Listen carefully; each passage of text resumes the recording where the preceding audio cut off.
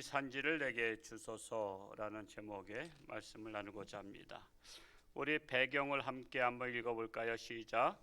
아직 정복하지도 못했지만 그럼에도 불구하고 하나님은 각 지파에게 땅을 분배해 주라고 말씀하셔서 여호수아는 지도를 그리게 하고 그것을 나눠줍니다. 나눠줄 테니 남아있는 원주민들은 싸워서 몰아내 너희 것으로 삼으라고 하십니다. 이게 영적 전투의 특성입니다. 묵상 내려가 볼까요? 1번 같이 읽습니다. 시작. 제일 먼저 유다 지파의 갈렙이 여호수아에게 청합니다. 내 나이 85세인데 40세에 부름받던 때와 같이 강건하다고 저 거인족들이 살고 있는 헤브론 산지를 유다 지파에게 달라고 요청합니다. 모두들 쉽고 편한 일을 찾는데 갈렙과 같이 남이 하지 않는 일을 해야 되겠지요. 자, 이제 땅을 차지하는데 갈렙은 가장 영향력 있고 아주 큰 공을 세운 지도자죠. 여호수아와 갈렙이 가나안 땅에서 유일하게 살았던 지도자들입니다. 그러니까는 먼저 달라고 할 만하죠. 먼저 달라고 하는데 먼저 달라면 좋은 거 차지할까요? 나쁜 거 차지할까요? 좋은 거 차지하잖아요. 우리 한 10명이 있는데 여기다가 수박을 쌓아놨는데 큰 거부터 작은 것까지 있어. 내가 먼저 고르겠다고. 그러면 그 사람이 먼저 고르는데 가장 큰 걸 고른단 말이에요. 그러면 사람들의 마음에 상처가 되겠죠. 그런데 가장 작은 걸 고르면 남한테 배려를 하는 거란 말이에요. 예화 중에 그게 있어요. 어느 군인 한 소대가 사막을 지나가다가 물이 다 떨어진 거예요. 다 죽게 되었는데 어떻게 거기에서 물 한 병을 발견했어요. 물 한 병을 발견했는데 전체 소대원이 마시려니까 이게 사실은 조금씩 그냥 입에다 좀 이렇게 한 모금씩만 마셔도 이게 다 마실까 말까요. 근데 소대장이 나부터 마시겠다 그러면서 딱 먼저, 그러니까 뭐 소대장이 먼저 마시겠다는데 누가 뭘 하겠어. 소대장이 먼저 마시고 또 분대장이 마시고, 근데 맨 마지막에 마신 사람 있을까요, 없을까요? 맨 마지막에 물이 다 남아 있었던 거예요. 왜 그럴까요? 다른 부대원들 생각해서 마시는 척만 한 거예요. 그리고 배려한 거예요. 저는 그 예화기를 엄청 감동적으로 읽었어요. 그럴 수만 있다면 얼마나 아름다운 세상이 될까라는 거예요. 예수님의 12 제자 중에 야고보와 요한의 어머니가 예수님에게 부탁을 했죠. 하나님의 나라가 임하면 우리 두 아들을 하나는 오른편에 하나는 왼편에 자리를 달라고 먼저 요청했죠. 그랬을 때 다른 제자들이 듣고 분노했잖아요. 아니 거기는 우리도 차지할 수 있는 자리인데. 그래서 막 괘씸해서 그랬어요. 그래서 예수님께서 크고자 하는 자는 작아져야 되리라 그랬죠. 낮고자 하는 자가 커진다, 큰 인물이 된다 말씀한 거예요. 여호수아가 갈렙이 내가 먼저 선택하겠습니다. 저 헤브론 땅을 주소서. 그래서 제가 헤브론 땅을 사전에서 찾아봤어요. 어떤 땅인가 했더니 해발 927m가 되는, 해발 927m면은 얼마나 높은 땅이에요? 우리 보통 홍천에 있는 산들이요 해발 200m, 300m야. 400m 넘으면 좀 약간 고산지대야. 근데 927m면요 저 설악산의 그 대청봉이 얼마인가? 1800? 그거의 반 정도 되는. 그러니까 높은 땅이라는 것은 뭐냐 하면 농사가 잘 된다는 거야, 안 된다는 거예요? 농사가 안 되는 황폐한 땅이야. 내가 먼저 땅을 차지하겠다 하면서 요청한 땅이 농사도 안 되는 황폐한 땅을 차지했어요. 그 마음은 뭐죠? 다른 지파에게 배려를 하는 마음이야. 배려를 하는 마음. 우리에게 그런 마음이 필요하다라는 것을 볼 수가 있습니다. 일반 사람들은 제일 먼저 좋은 것부터 차지하려고 악의 다툼을 벌이지만 우리 하나님의 사람들은 늘 남을 배려하는 마음이 필요하다라는 것을 보여주고 있어요. 두 번째로 한번 읽어볼까요? 시작. 요셉 지파가 여호수아에게 교만한 마음으로 나와 인구수에 비해 분배해 준 땅이 좁다고 넓은 땅을 요청합니다. 그러나 여호수아는 더 달라고 하지 말고 내가 스스로 개척하라고 명합니다. 이 개척 정신이 나에게도 있습니까? 더 달라고 아우성치는 사람은 아닙니까? 정말 이런 사람들이 있죠. 더 달라고. 나는 우리가 좀 양보하겠다는 사람도 있는가 하면 더 달라고 하는 사람도 없지 않아 있어요. 사실 이 교회에서도요. 우리가 이렇게 우리 많은 분들이 어떤 기념으로 생일 기념 뭐 여러 가지로 해서 떡이나 빵을 대접할 때가 있잖아요. 계속해서. 그런데 꼭 어떤 분들은 꼭 몇 개씩 더 달라고 하시는 분들이 계셔요. 몇 개씩. 그러면 또 마음에 상처될까 봐 뭐 제가 항상 기본은 그거잖아요. 하나씩 가져가시라고. 근데 그럼에도 불구하고 몇 개. 물론 명분이 있어요. 누구도 갖다 주고 누구도 갖다 주고. 근데 누구나 다 갖다 줄 사람은 다 많아요. 그렇죠? 그럼에도 불구하고 오신 분들한테 하나씩 배려하는 건데 누구 갖다 준다 그래요. 그러면 드리다 보면 꼭 나중에 이제 여기에서 무슨 회의하거나 해서 내려와서 뭐 떡 없어요. 그런데 없는 거야. 꼭 한두 사람 서너 사람이 빠져. 그러면 그분들 생각해 보셨나요? 그분들의 그 섭섭함. 그러니까는 우리는 배려하는 마음이 있어야 돼요. 나는 누구도 갖다 주고 누구도 갖다 주고 싶지만 그렇게 갖다 주려면 우리가 빵을 더 많이 해야 돼요. 그리고 또 내시는 분들이 돈을 더 많이 내야 돼요. 그러나 그게 부담스럽잖아요. 사실 다 정성껏 내는 거 우리 교회 성도님들 수준에 맞게 더 받지도 않고 그 선에서 하는 게 있단 말이에요. 그런데 자꾸만 그런 분들이 없지 않아 있어요. 그래서 꼭 나중에 한두 분이 빠져서 그 섭섭해하는 것을 볼 때 마음이 많이 아파요. 많이 아파. 저는 우리 성도님들이 그러지 않았으면 좋겠어요. 물론 나중에 남은 것은 다 나눠드릴 수 있어요. 그러나 오신 분들이 이렇게 좀 서로 남을 위해서 혹시 못 먹는 사람을 생각해서 그렇다고 떡 남는다고 제가 다 먹는 것도 아니야. 저는 집사람이 못 먹게 살찐다고. 근데 몰래 하나 남으면 먹긴 먹어. 근데 안 먹어. 빵도 2개씩 안 먹어.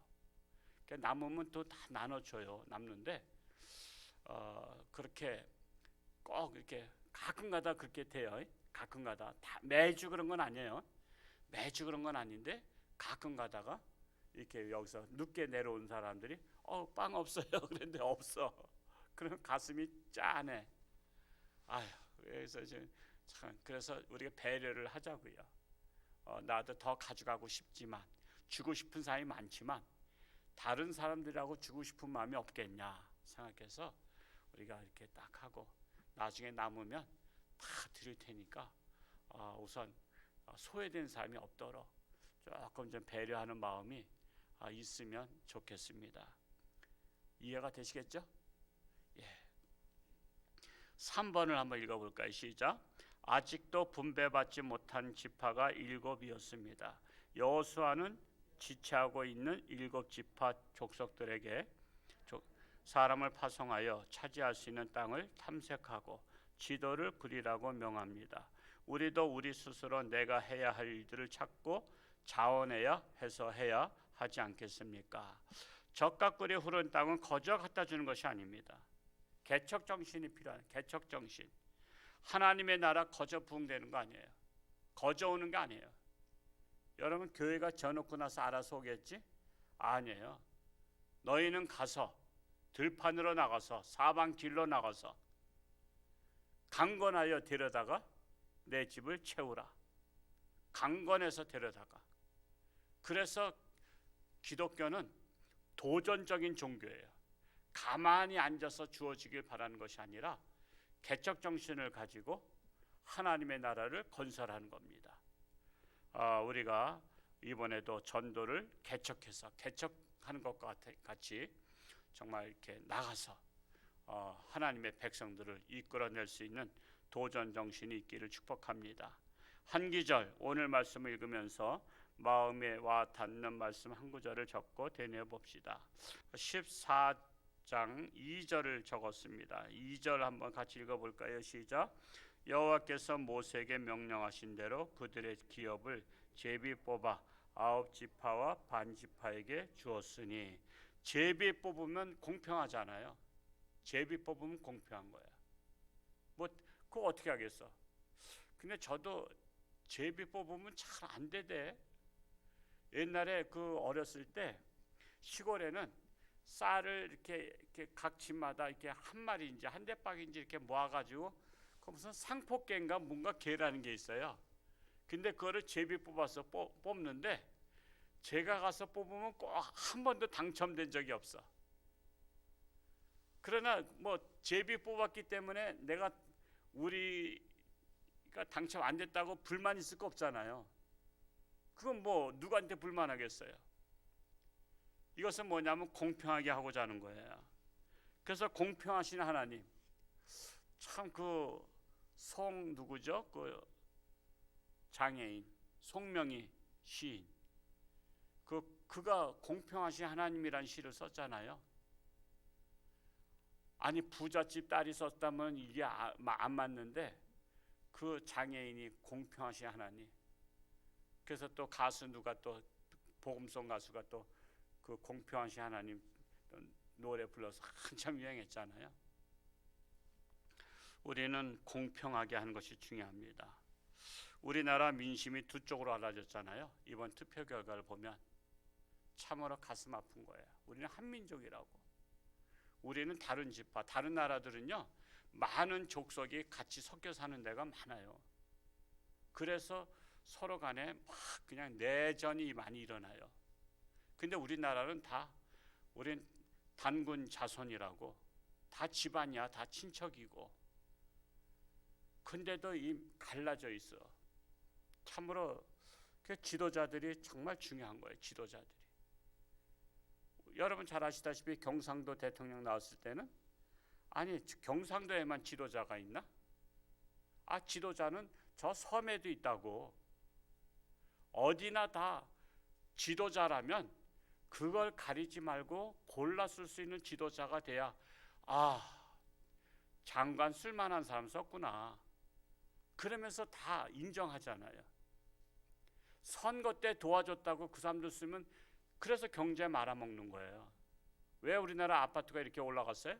선거 때 도와준 사람이라고 이 부동산도 모르는 사람을 장관 세우니까는 28번씩이나 이게 아닌가 봐요, 이게 아닌가 봐. 그런 바람에 서울의 전셋값이 10억 이상 오르고 막 그랬잖아요. 그러니까는 나를 도와준 사람이라고 쓰고 그러니까 이게 되냐고요. 예를 들어서 내가 윤석열 지금 당선인한테 엄청 선거운동을 많이 해서 내가 도와줬어. 축구냐. 그러니까 목사님 저한테 경제장관 세우면 제가 나라 말아먹지 제가 경제장관 하겠어요? 목사님 국방부 장관 한 자리 드릴까요? 그러면 내가 우리나라 진짜 말아먹지 내가 국방부 장관 잘 하겠어요? 뭐 아무것도 모르는 사람이 나는 목사 노릇이나 하는 거지. 그러니까는 맞지 않는 사람을 저한테 과학부 장관, 과기처 장관 세우면 내가 하겠냐 말이요. 그거는 나라 망하기를 작정한 거지. 우리나라 지도자들이 그러니까 나라를 말아먹는 거예요. 경상도에 한이 돼가지고서는 또 전라도 대통령 되니까 우리가 남이가 해서 모든 장관들이 다 전라도야. 그러니까는 민심이 떠나는 거 아니에요. 정권 교체. 저는 그래요. 이번에 대통령께서는 좀 제발 전라도든 경상도든 어디든 정말 발굴해가지고 인물을 발굴해서 그 인물이 전라도에 많으면 전라도 많이 쓰는 거야. 경상도에 많으면 경상도 쓰는 거야. 그러나 중요한 것은 객관적으로 누구나 국민들이 인정할 수 있는 그런 지도자를 발탁해서 쓰라 이거예요. 강원도에 그런 사람이 숨어 있으면 강원도 사람 쓰고, 우리가 남이가 그러면서 그렇게 하니까 국민들의 마음이 갈라진 거예요. 이번에 대통령 위해서는 기도할 건 그거예요. 제발 역대 대통령과 같이 편가르지 말고 어디나 다 아우르고, 이번에 대통령 당선인이 전라도부터 찾아가겠다는 게 정말 잘했다고 생각해요. 표를 100명 중에 12명밖에 안 줬지만 그래도 끌어안는 마음이 감사한 것 같아요. 그래야 돼요. 포용해야 돼요. 어디 가나 찾아가야 돼. 에이, 나 안 도와줬지. 쳐다보지도 않아. 그러면 그건 쪼다해, 쪼다. 나를 싫어하는 사람까지 끌어안을 수 있는 그런 대통령이 돼서 이제는 편가르는 그런 선거가 없도록 기도해야 돼요. 편가르는 선거. 이제는 인물에 따라서 선거하는, 정말 우리나라를 위해서 저분이 전문가다, 인물이다, 그런 것에서 우리가 뽑아줘야지, 우리 지역에 따라서 뽑아주는, 이번에도 지역 구도가 그러니까 아직도 안 계신 거예요. 제 마음속에는 1도 없어요. 지역 감정 없어요. 안타까운 거예요. 안타까워. 우리나라가 이 조그만 땅덩어리가 왜 이렇게 지역 감정 갖는지. 교회는 그러면 안 돼요. 특히 우리 교회는 그러면 안 돼요. 어디서 왔든 우리는 따뜻하게 맞이할 수 있어야 돼요. 경상도든 전라도든 제주도든 일본에서 왔든 북한에서 왔든 어떤 나라에서 왔든 우리는 다 따뜻하게 맞이하는 그런 교회가 돼야 돼요.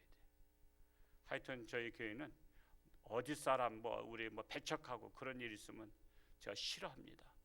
하여튼 다 예수 안에서 우리는 하나가 돼야 돼요. 그게 바로 공평한 것입니다. 그래서 그게 안 되니까 제비 뽑아서 했던 거예요. 그러면 군소리가 없으니까. 말씀을 묵상하면서 나의 삶에 적용할 것, 소외된 자 없이 공평히 사랑을 하는 목회자 되게 달라고 마음에 다짐을 해봅니다. 공평하게 성도들을 사랑하는. 참으로 우리 교회 코로나 이렇게 확진 환자가 많이 나와요. 어제 춘천 가봤더니 춘천은 하루에 3,000명씩 나왔다 그래요. 와, 3,000명. 우리 홍천도 300명은 또 아무것도 아니야. 근데 지금 많이들 이렇게 확진자 나오고 그래서 우리가 급히 이 죽염 소금을 구했어요, 교회가.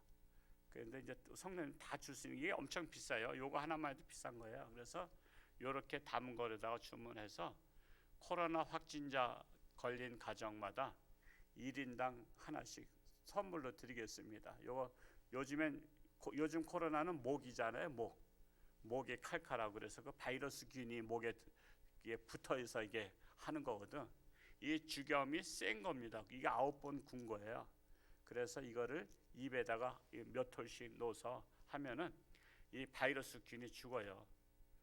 그렇다고 완전 치료제는 아니지만 예방할 수 있는 거예요. 그래서 우리 코로나 확진되신 분들, 그 구역장님들은 좀 이렇게 그 집 문에다 이렇게 놓고서는 갔다가 이거 하나씩 들라고. 그래서 한 명당 하나씩 코로나 우리 확진된 자 그렇게 그것밖에 안 되니까 이해는 해주시고 다른 분들은 배려를 좀 해주시면 좋겠어요. 그래서 사무실에 제자리에 있으니까 가져가면 누구 거 가져갔다 이렇게 써놓으면 이게 중복되지 아니하고 할 수가 있어요. 제가 어렸을 때 미꾸라지를 잡으면요, 미꾸라지 잡고선 소금을 위에다 뿌리잖아요. 그러면 미꾸라지가 어떻게 되죠? 그냥 금방 죽어버려요.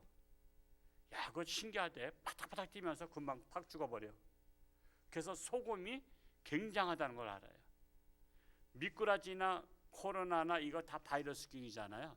그러니까 이거를 하는 게 좋아요. 그러니까 하여튼 되든 안 되든 하나씩 드릴 테니까 계속 매일 이렇게 감염됐다는 분들이 자꾸만 보고가 들어와서 이거 급하게 구입을 했어요. 그러니까는 하나씩 이제 가져갈 수 있도록 배려를 해드리겠습니다. 감사하는 성도는 더욱더 풍성한 삶을 살게 됩니다. 우리나라 대통령 선거 하나님이 하심을 감사합니다. 교회가 이런 기회를 통해서 정신을 차리고 더욱더 나라 위해서 기도하는 나라 되기를 감사했습니다. 전 국민으로부터 존경받는 대통령 되게 하소서라고 기도 적어봅니다. 이제는 존경받는 대통령으로 나오게 하소서라고 우리가 기도를 해야 될 것입니다. 기도하겠습니다. 할렐루야. 고맙고 감사하신 아버지 하나님, 오늘도 새날 주시고 하나님 앞에 달려나와 이렇게 또한 신령과 진정으로 예배하며 기도하며 하나님을 만나는 시간 갖게 하시니 감사합니다. 코로나19로 인해서 많은 어려움들이 있습니다. 가정들마다 하나님 함께 하시고 이 어려움을 잘 극복하고 승리할 수 있도록 하나님 인도하여 주옵소서. 이제 새로운 대통령 이제 선출되었는데 이제는 편가르기 하지 말고 지역 감정을 없애고 온 국민들이 하나 되는 그러한 나라로 통합할 수 있는 대통령 되기를 원합니다. 그래서 우리들의 마음속에 특히 하나님 믿는 사람들은 그러한 지역 감정을 없애고 예수 그리스도 안에서 하나 되기를 원합니다. 우리 교회가 실천하고 모델이 되는 교회, 공평한 교회가 되게 하여 주옵소서. 오늘도 저들의 삶 가운데 하나님께서 동행하사 어느 곳을 가든 하나님 함께하여 주옵소서. 감사드리며 예수님의 이름으로 기도하옵나이다. 아멘.